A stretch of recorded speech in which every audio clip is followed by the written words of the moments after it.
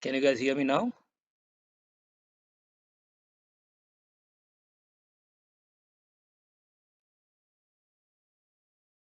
What about it says system sound is mute?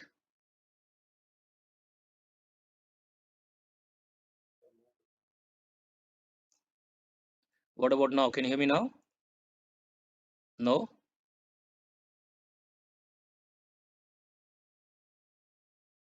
Yes? Okay. So guys, we are back on live. So let's restart again.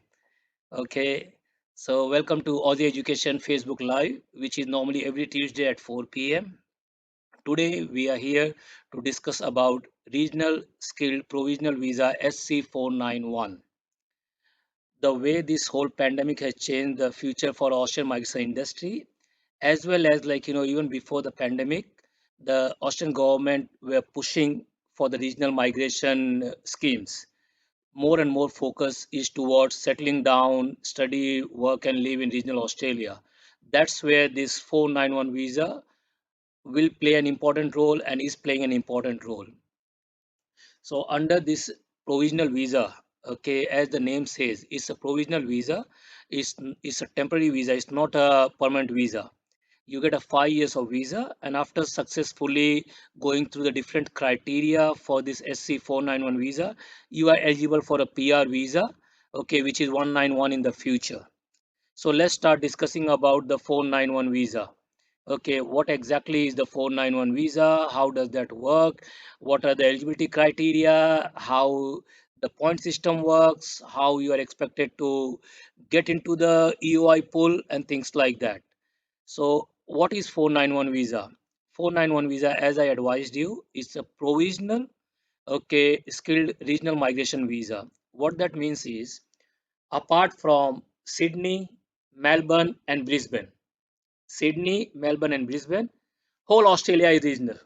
Okay, it's a bit weird, but that's how it has been categorized for the sake of regional Australia. Okay, and as a part of this 491 visa, the good thing is, irrespective of where you are getting invitation from, okay, you are free to move across the regional areas. What that means is, for example, you got a 491 visa approved from Gold Coast, and you are not able to get a job opportunity there, or you're not able to live life there, or there's something XYZ which is stopping you from living in Gold Coast. Okay, and you got a friend or family, or you got a better job opportunity, let's say in Newcastle in New South Wales, then you can move from Gold Coast, which is in Queensland, to Newcastle, which is in New South Wales. That means this visa doesn't restrict you to live in one regional area. Okay, you are free to move across the regional areas or regional centers throughout Australia, except Sydney, Melbourne, and Brisbane. So this is the regional visa, okay, which covers all regional areas of Australia except Sydney, Melbourne, and Brisbane. So it can be Perth, it can be Gold Coast, it can be Sunshine Coast, it can be Geelong, Newcastle, Wollongong, anything you can think of, any regional areas. Okay, so this is how it works. Now, if you go for what exactly are the things which you have to look into 491 visa. So this visa, as I advised before, is for a 5 years of visa. As a part of the criteria for this visa is, you have to earn minimum $53,900 per year as per the current minimum income benchmark. It can be changed in the future, who knows? But at this moment, it's $53,900. So what exactly that means? Let's say you have been invited as an accountant from regional New South Wales, okay, and you move to Wollongong as a part of your 491 visa. That doesn't mean that when you move to Wollongong, you have to stuck to the position of an accountant. You have to earn $53,900 per year, $53,900. But that job can be from any occupation, not only from the occupation which has been which you have been nominated under 491 visa. So that's another benefit of the 491 visa. It doesn't limit you. It doesn't limit you to work in your same occupation. So let's say you have been, as I gave example before, you have been nominated as an accountant. You can go to regional area, work as a cleaner, work as a fuel station attendant, work as any other clerical or administrative job, no problem at all. As long as you are working and getting $53,900, okay, as per the current minimum benchmark income benchmark scheme. Okay, there are certain conditions which you need to look into that one. For example, let's say you get granted 491 visa. Okay, so once you get granted 491 visa, then you are not able to apply for any other skilled PR visa like 189 or 190, or you are not able to apply for a partner visa for 3 years minimum. So you need to understand, you cannot be sitting into two different boats, that yes, I want to apply for 491 visa, I get a 491 visa, then in the future, okay, after 1 year I want to apply for 190, or I'll be eligible for 189, or I want to go for partner visa. That will not work. Okay, and out of these 5 years of visa which has been granted to you, once you satisfy that you are working, living in regional area, you are earning $53,900 per year. So after 3 years, okay, it leads to PR pathway. That means you can apply for 191 visa, which is a PR visa. 191 visa. Okay, there are conditions for that visa which has not yet been out fully, but because that visa will be only from November 2022. Okay, so look into that one. Okay, later on. Fees for this 491 visa at the moment is, for the primary applicant it's $4,045, and for the spouse is $2,025. But for the application fee, is always advisable to refer the department website, because application fee can change, the processing fee can change. So that all depend at the time of actual application. So this is about 491 visa, how does it work, and what exactly are the conditions which are attached with 491 visa. Now, when we move further, as a part of the 491 visa, you cannot just simply go and apply for the 491 visa. It's not that you go into your EMI account and let's say I want to apply for 491 visa. Unfortunately, that system doesn't work. So how does it work is, once you are eligible for the point system, like as per the point, you apply for the expression of interest in skill select. Okay, so once you got a 65 points, you are eligible to apply for EOI, expression of interest in skill select. So once you go into that pool, into that skill select, then depend on the different criteria, different needs and different positional needs for the different state and territory. Okay, you'll get an invitation, okay, from that territory, as long as you satisfy the criteria and the other conditions which has been put through by that state or territory. For example, before 23rd of May this year, okay, anyone who got a job offer letter, anyone who got a job offer letter from regional Victoria was eligible to get a 491 invitation. Okay, New South Wales, they opened very late in June out of nowhere, that if you are living in New South Wales regional area even for 10 days, okay, and your occupation list into a regional skill list one in New South Wales list, you are eligible for 491 visa. So as long as you satisfy the regional or territory need for that one, okay, you apply for the EOI, your like in the skill select, your EOI is there, okay, there are chances that you'll get picked for that one. Now in EOI also, okay, there can be hundreds and thousands of applicant who might be holding the same point. It's not that you are the only one who is on 90 points. It's not that you are the only one who will be on 85 points. It's not that, like, or there will be only one applicant who will be on 100 points. So it's a pool. Everyone is applying for expression of interest. Okay, and there is a possibility, and it's happening, that there are hundreds and thousands of people who are into the same point position. Okay, let's say there are 50 applicants who are holding 100 points. Then how the invitation round works? The invitation round will work with, we'll look into that one, whether the applicant is single or is married. If is married, whether the applicant got a skilled partner or not. When we say skilled partner, means the partner got a positive skill assessment and got competent English, 6 each in English. So the applicant who are single or the applicant who are with the skilled partner, okay, they are onto the priority one of the invitation system. That's the invitation will the system will pick them first.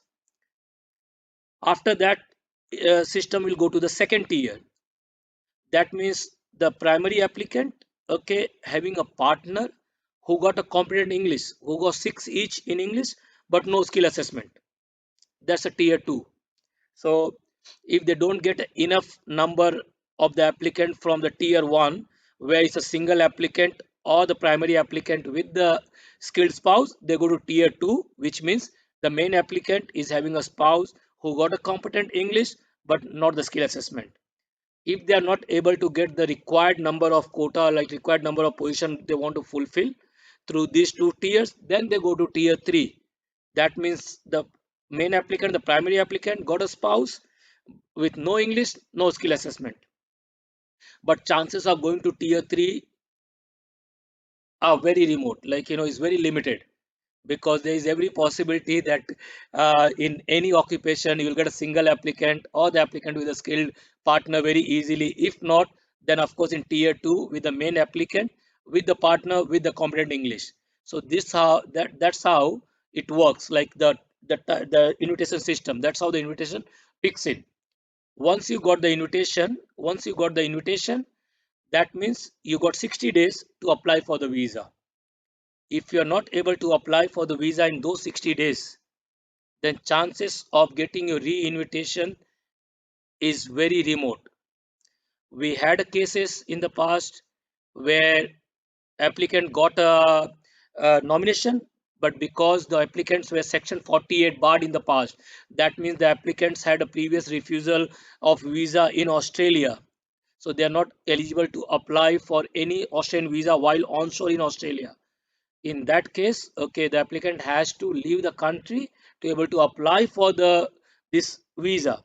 And because of pandemic, leaving Australia was not an option. So we have requested to the territories who has given the invitation, and in few cases territories have extended that invitation. So it depends on the state or territory what they would like to do. But most of the territory what they have done now is, if you are section 48 bar, don't apply. They will not consider that one. And even if you try to trick the system, there's every chance that, like even after getting the nomination, they'll cancel that one. So now let's go to, like that, okay, how exactly the point system works. I'm hearing about this point system, point system, point system. Where the hell in the world I'm going to get these points from? Okay, so in Australia this point system is not only for 491 visa, it goes for other skilled visas also, whether it's 189, 190, or 491. So you get points depending on your age, English, your work experience, whether it's onshore or offshore, okay, whether you have studied in Australia or not, whether you have studied in regional Australia, whether you got NATI, whether you got partner who got a skilled assessed or the competent English, or both, or whether you have done the professional year course after completing your course in Australia. Okay, what education have you got, whether you got a bachelor, master's, doctorate degree, or diploma, advanced diploma degree. All this combination, okay, uh, brings you the point as per the allocation against that particular criteria. So for example, okay, let's say I'm 30-year old. Okay, that means I fall in the bracket of 25 to 32. That's an ideal age to apply for all these skilled visas. Okay, I don't want to discourage anyone, guys. We don't want to discriminate depending on the age, race, or religion. Okay, why I'm saying it's an ideal age? Because if you are between 25 to 39, okay, 25 to 32, my apology. Okay, you get full 30 points for the age. Now, say similar thing goes towards English. If you got six each in English, okay, depend whether it's in IELTS, PT, TOEFL, or other testing, what you call systems, exams. Okay, if you got six each, you get big zero as far as skilled visa is concerned. If you get seven each, you get 10 points. If you work hard, you get eight each, you get 20 points.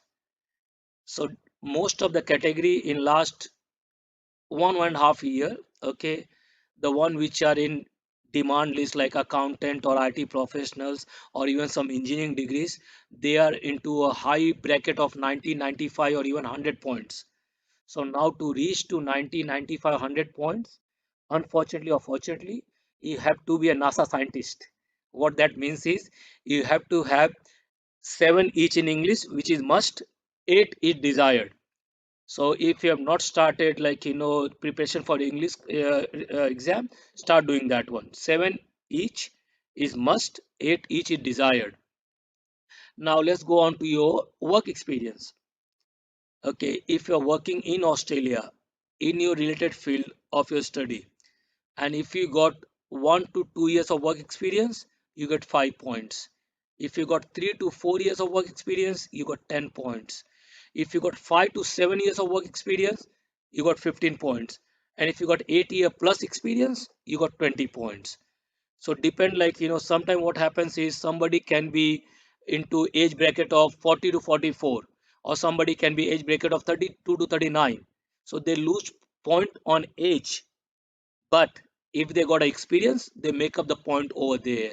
So imagine somebody might be 39 year of age, but he got let's say 7 years of work experience in Australia. He got 15 points extra.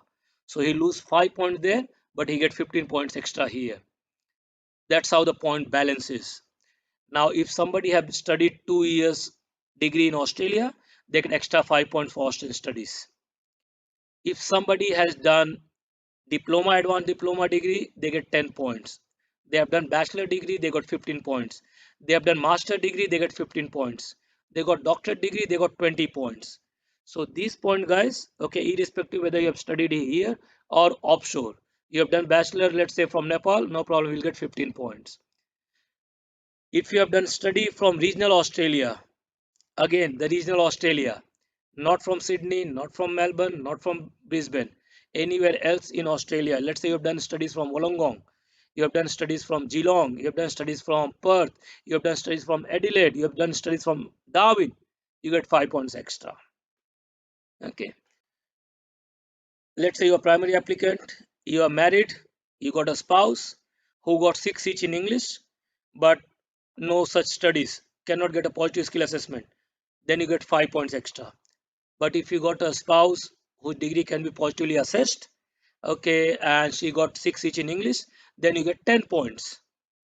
And if you got a spouse who don't have the competent English, no positive skill assessment, then unfortunately is 0. So if you're not married yet, planning to marry in the future, I do advise this to a lot of my clients. Okay, please put the condition in your in your expression of interest towards marriage, that need a spouse who got 6 each in English, as well as should be well qualified. Okay, a lot of people do laugh when I say that one, but I do ask them the question, why do we get married?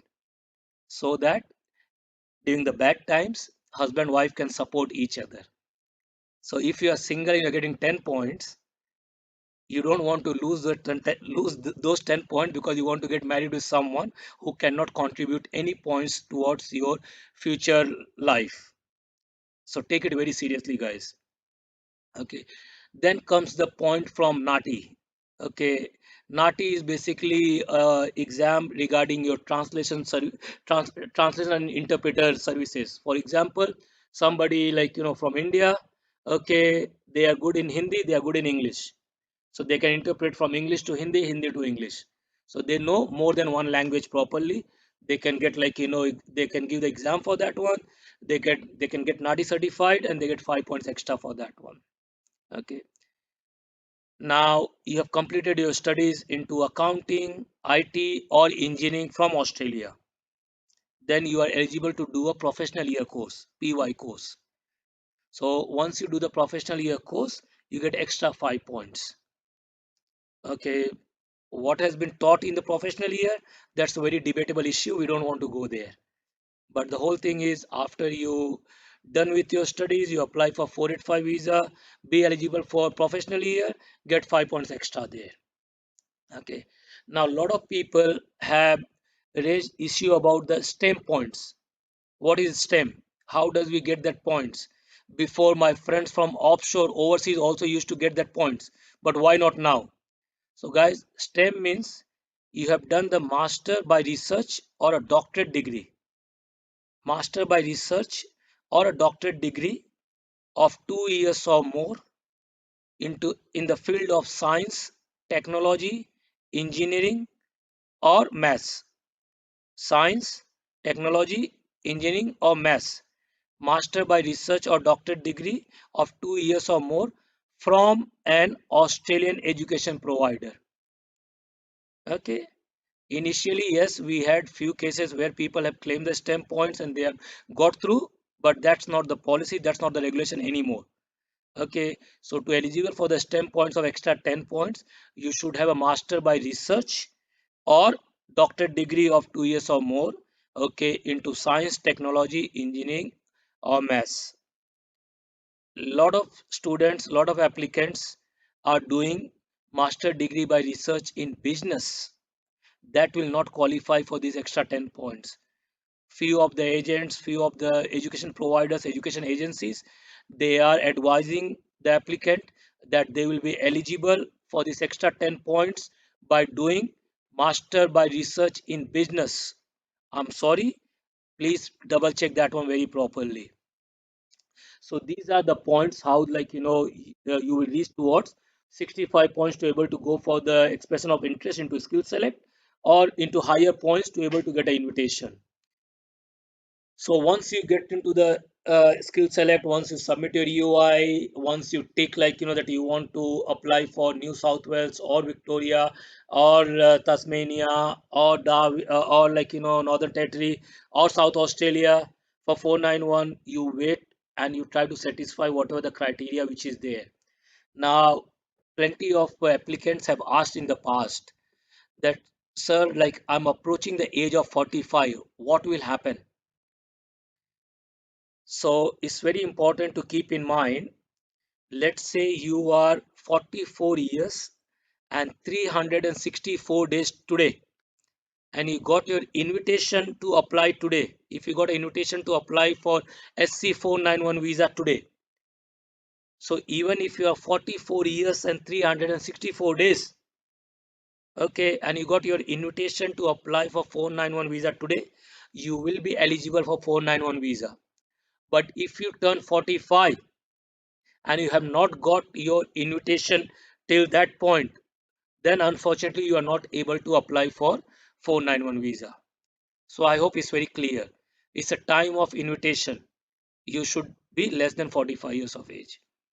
As long as you are less than 45 years of age at time of invitation, you are in.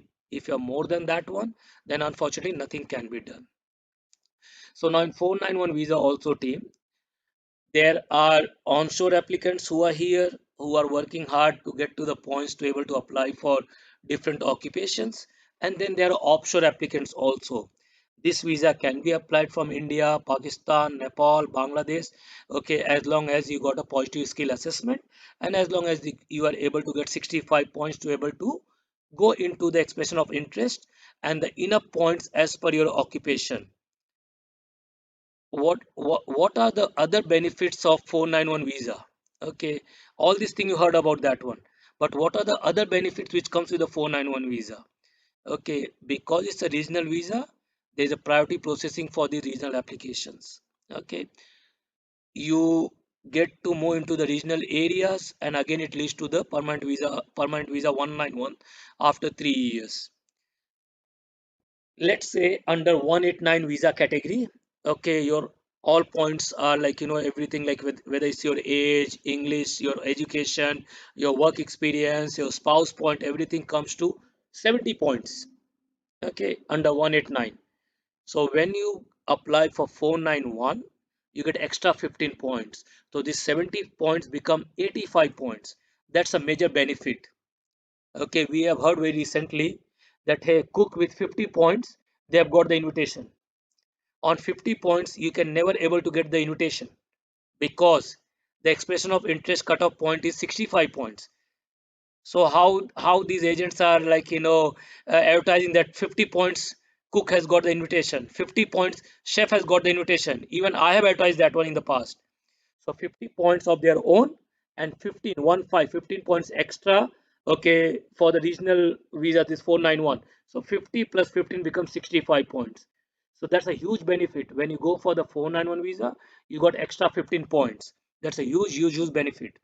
So now anyone from the offshore, the one who wants to apply into engineering field, into accountant, into IT, into like some retail manager job, into finance field, or into some other sector, what you need to understand first is all the occupation in Australia. Okay, they have been listed against an occupation code which is called as ANZSCO, ENSGO code. So you have to make sure that first you try to understand, okay, this is my occupation. So what occupation code, what ENSGO code it falls under. So once we able to look into that ANZSCO ENSGO code, okay, then there are different criteria which are attached with that ENSGO code. Okay, so for example, like let's say you fall as an accountant. So there is general accountant, there is management accountant. Where do you fall under? Let's say you fall under general accountant. So able to in order to able to apply for a 491 visa, okay, you need to get your degree assessed. Who is going to assess your degree? So if you fall under general accountant, okay, you're under this ENGO code, either you have to get your degree assessed from CPA or CA. These are the two bodies which will assess your degree. So that's what you need to understand. Okay, what is my ENGO code? Okay, who will be the assessing body? For example, I'm an engineer, so Engineering Australia will assess my degree. Let's say I'm a software engineer, more towards the technological side, so maybe ACS, Australian Computer Society, will assess my degree. Then again, with each occupation code, with each occupation, there are different criteria for the assessment. Some might need 1 year experience, some might need 3 years of work experience.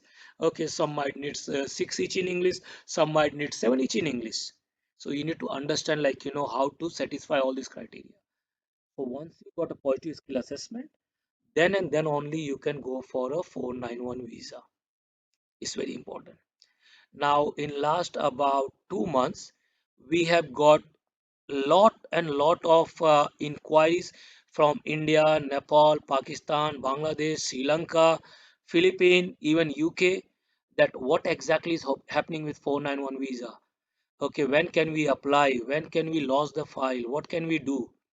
Okay, so what you need to understand, guys, due to this pandemic, okay, things are bad in each and every country. Doesn't matter whether it's Australia, doesn't matter whether it's India, Pakistan, Nepal, Bangladesh, or US, UK, Brazil, Peru, Panama, Canada, any country you name it. Okay, the government of Australia, they want to make sure that they can able to have a proper balance, okay, in employment against the migration numbers. What that means is, if the unemployment rate over here in Australia, okay, will go high, high and high, then why the government will need people from offshore to able to come here and join that list? That's why, okay, almost all the state and territory, they have put the 190 and the 491 visa on hold at this moment.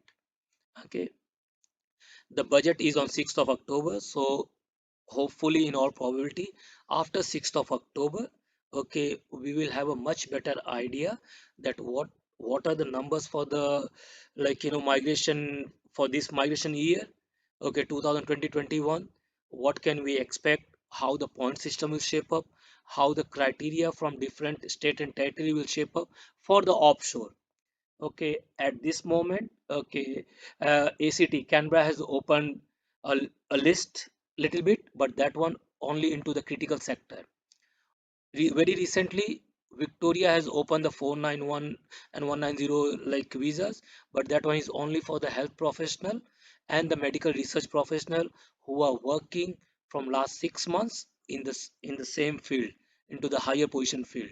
Okay, same goes for the South Australia. They have opened a very a small number of position, and that too the one who are in the South Australia, and same goes with the New South Wales. So at this moment, any state and territory who are opening 190 or 491, that's very limited in numbers, for a very limited occupation position, in a very limited scenarios. It's not open for each and every one. So yes, I do understand the future is not looking clear at the moment. No one knows what will happen, how the future will shape up. But what you can do, you can earn points from your English, from your work experience, from your spouse. If she doesn't have English at the moment, make her to do English, get the point there, get her degree assessed, get the point there. Okay, look into a skill assessment. If it's not there, get the skill assessment done. Because what will happen in the future, we don't know. How the migration numbers will shape up, we don't know. Whether it will go up or down, no one can say confidently that yes, this is what is going to happen. But what we know, that we need points, we need positive skill assessment, we need English, we need points from each and every possible avenue which can contribute points to us. So don't delay that one. Don't wait in a hope that okay, after October something will come, then I will start my preparation. Then you might be toward the end of the list. So you don't want to do that one.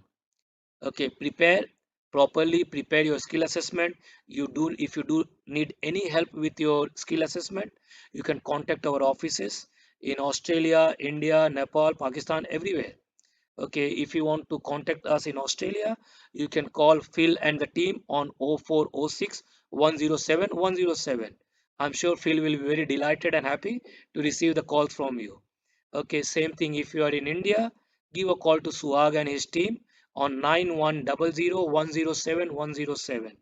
Okay, Suhag would be hungry to help you, would love to help you, because this is the time when all the preparation can be done in a proper way. Okay, you can prepare your documents proper way because you got time on your side. So if you're in India, give a call on 9100 107 107.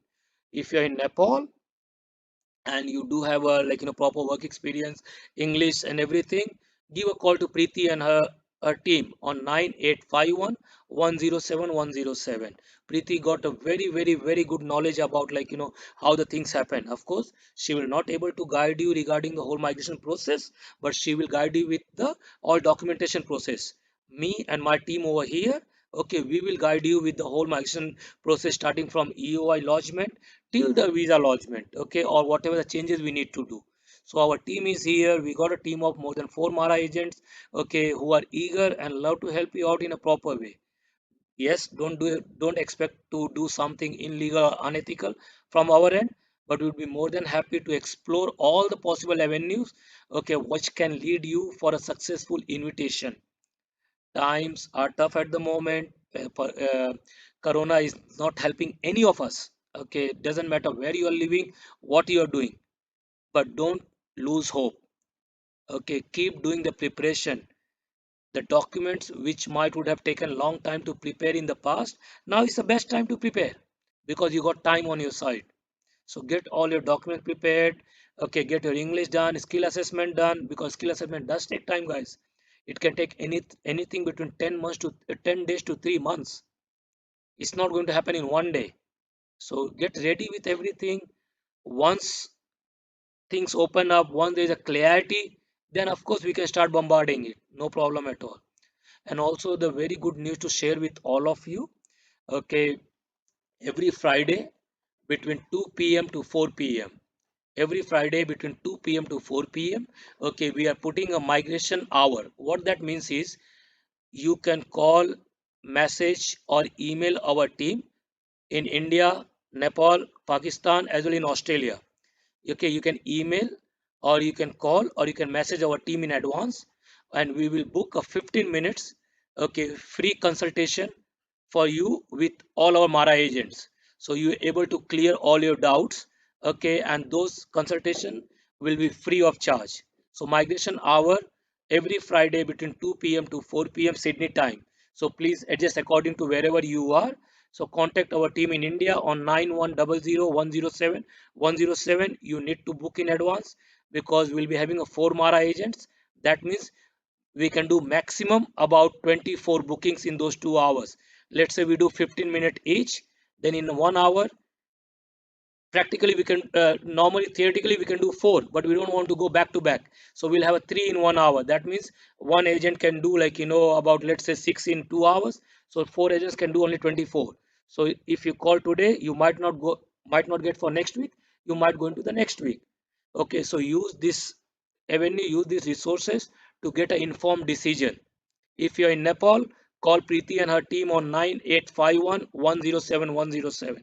If you're in Australia, you stuck, don't know what to do, where to do, how to do, call Phil and his team on 0406 107 107. Number is 0406 107 107.